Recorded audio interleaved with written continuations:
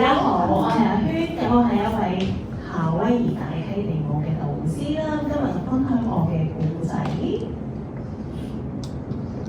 係啦，咁就點樣去用節奏揾係自己，等舞蹈去改變你嘅生命。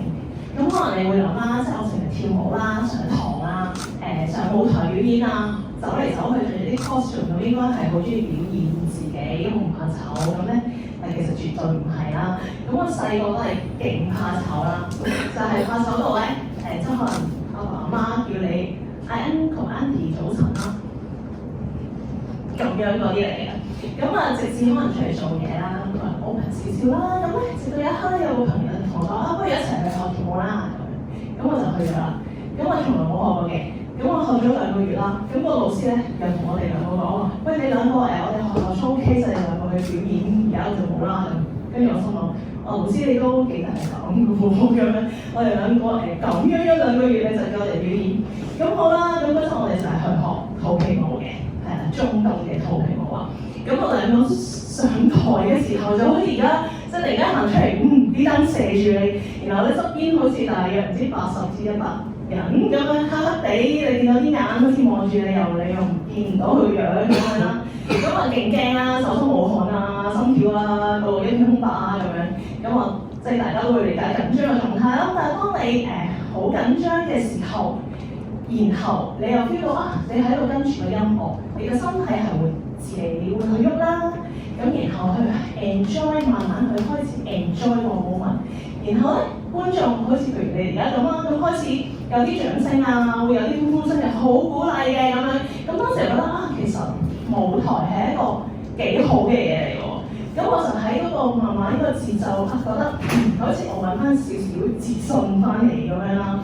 咁跟住之後就學唔同舞啦，咁直至接觸到夏威夷大溪地舞啦。咁我覺得，呢個舞就係我哋嘅音樂啦，佢可以令到你好放鬆啦，你可以去慢慢學點樣接納你自己啦。咁同埋佢要求嘅嘢係咩？唔係你跳得有幾 perfect，而係嗰個舞蹈唔係你喐你嘅身體，你係要將嗰樣嘢入你個心裏面，再帶翻出嚟。即係你笑咧，唔係因為而係因為你真係要笑。咁跟住佢亦都唔介意你任何年紀啦、性別啦、體態啦，你一樣可以做到好好嘅 dancer。咁而佢哋背後文化講緊 Aloha 你成日聽啦。咁但係佢後面講緊你要愛，你係要接納、包容同埋有尊重。咁呢一樣嘢都哇好好喎！即係我哋平時咁緊迫嘅生活，咁我哋就會好需要呢一樣嘢，好想分享俾人。咁直接去學跳舞嘅時候，我又會識咗好多朋友啦。咁一啲志同道合嘅人啦，我哋又會一齊去外國，去夏威夷啊、大溪地上堂啦。咁順便當然去旅行自備啊嘛。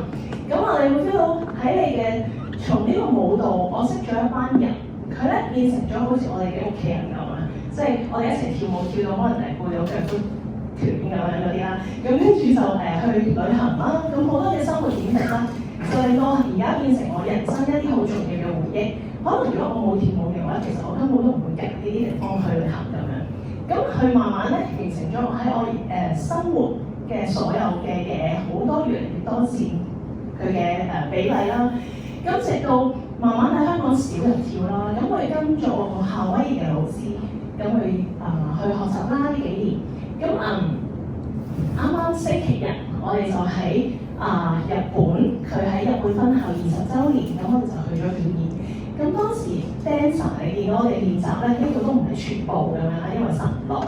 咁跟住去到表演咗1日啦，你見到每一隻舞最少都幾十人咁樣出嚟跳，嗰種你喺個台或者你一齊去做幾百人、幾十人一齊去做，感受到同一個呼吸、同一個微笑、同一個動作一齊喺度做緊，享受呢個台嘅時候，嗰種感動係我喺香港揾唔到嘅，有少少好似填補翻一個我喺香港係一個極小眾嘅舞者喺嗰度咧，我覺得好似攞翻一種好大嘅一種擁抱咁嘅感覺。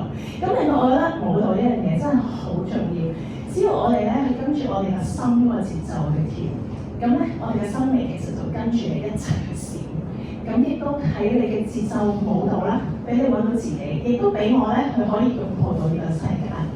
咁而我咧係一個咧，咁其實好簡單直接就係我係一個肯繼續跳落去嘅人。